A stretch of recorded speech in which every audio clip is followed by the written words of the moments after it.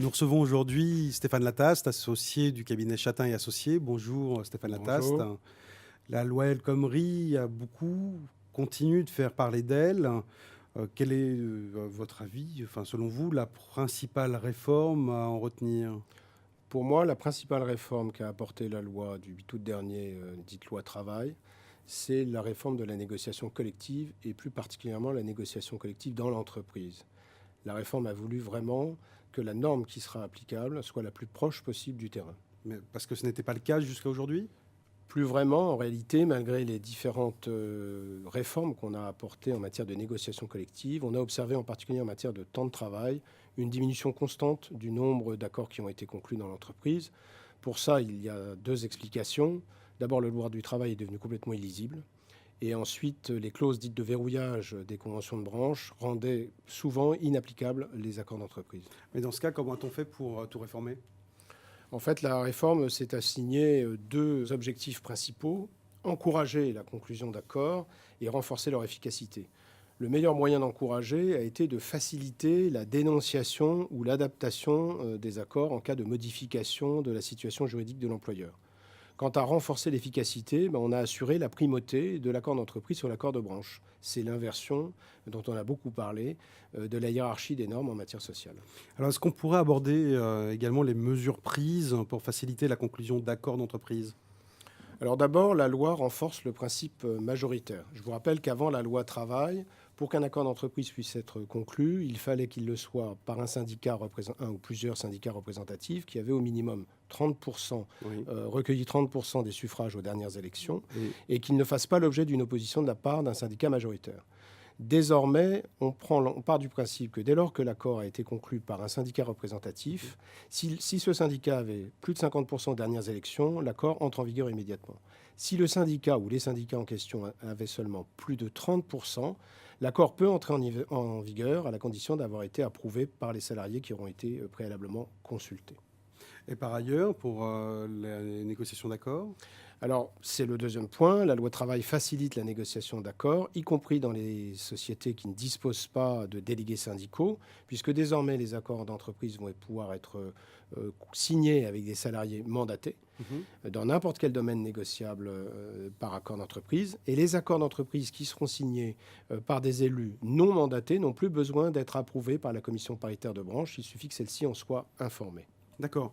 Vous évoquiez également des mesures destinées à faciliter la dénonciation des accords d'entreprise. De quoi s'agit-il exactement? Alors, il s'agit de la négociation anticipée en cas de dénonciation ou de mise en cause d'un accord. Je m'explique. En cas de dénonciation de l'accord, on n'a plus besoin d'attendre l'expiration du délai de préavis pour reprendre une négociation. On peut l'entamer immédiatement. De la même manière, en cas de changement d'activité, fusion-scission de l'employeur, on va pouvoir immédiatement négocier un accord de transition ou d'adaptation sans attendre que l'événement soit survenu. D'accord. Et qu'en est-il du maintien des avantages acquis? On a dit qu'ils avaient été supprimés. Alors, non, en réalité, on les appréhende différemment. Lorsqu'un accord d'entreprise ou autre est dénoncé et que dans le délai de 15 mois, il n'est pas remplacé, le salarié peut garder le bénéfice des avantages individuels acquis qu'il tire de son contrat de travail. C'est-à-dire en matière de rémunération, de temps de travail, de repos, etc., etc. Désormais, seule la rémunération va être prise en compte. C'est-à-dire qu'on va partir du principe que, à durée de travail équivalente à celle pour laquelle il a été engagé, le salarié ne pourra pas avoir une rémunération inférieure à celle qu'il avait au cours des 12 derniers mois qui précèdent. Concernant les mesures destinées à renforcer l'efficacité des accords d'entreprise, priment-ils tous de manière automatique sur les accords de branche? Alors en fait, la réponse n'est pas binaire.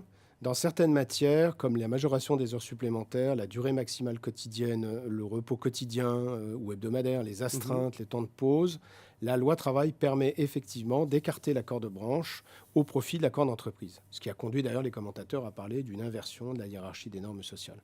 En réalité, ce n'est pas aussi révolutionnaire que cela, puisque comme auparavant, toute une série de matières dites impératives ne pourront pas faire l'objet de dérogation par accord d'entreprise.